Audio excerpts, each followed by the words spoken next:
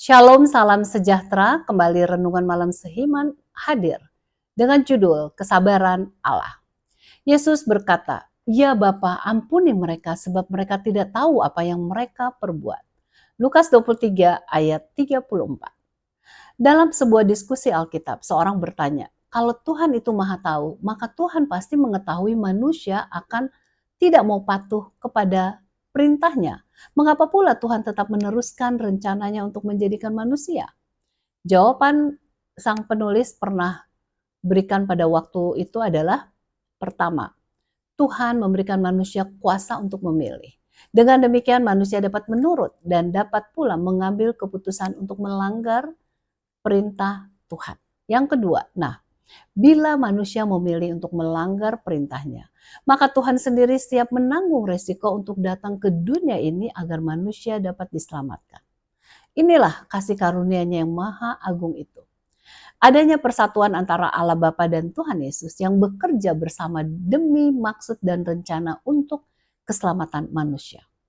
Tabiat Allah itu terlihat nyata melalui Kristus dan bagaimana Yesus memperlakukan orang berdosa saat ia berada di dunia ini. Dalam panjang sabarnya Tuhan berulang kali memberikan kesempatan kepada orang Yahudi. Namun mereka selalu berpaling dari Tuhan, membunuh para nabinya dan merajam utusan yang dikirim Tuhan. Akhirnya Tuhan mengirimkan anaknya yang tunggal secara pribadi sebagai manifestasi dari dirinya sendiri untuk memberikan kesempatan tersebut kepada orang Yahudi. Satu pernyataan kasih karunia yang sungguh luar biasa. Namun mereka justru menyalibkan Yesus. Bayangkan Yesus yang disalib menghadapi cemoohan dan siksaan.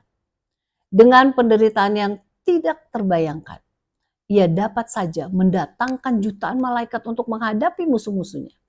Namun bukan itu yang dilakukan Yesus. Yang dibuatnya tertulis dalam ayat inti di atas. Ya Bapa, ampunilah mereka sebab mereka tidak tahu apa yang mereka perbuat. Sungguh sangat luar biasa. Di kayu palang kesabarannya masih belum hilang.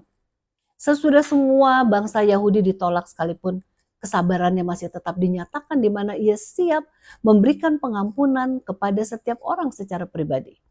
Dalam perjalanan kekristenan, banyak orang Yahudi yang secara pribadi percaya kepada Yesus dan menerimanya sebagai juru selamat. Kesabaran Allah dapat dimanifestasikan juga oleh mereka yang menjadi pengikut Yesus.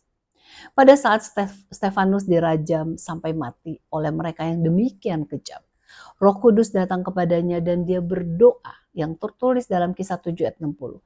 Tuhan, janganlah tanggungkan dosa ini kepada mereka. Stefanus siap mengampuni mereka. Roh Kudus juga belum menyerah terhadap mereka. Roh Kudus tetap bekerja dengan sabar untuk menjangkau Anda dan kita semua setiap waktu.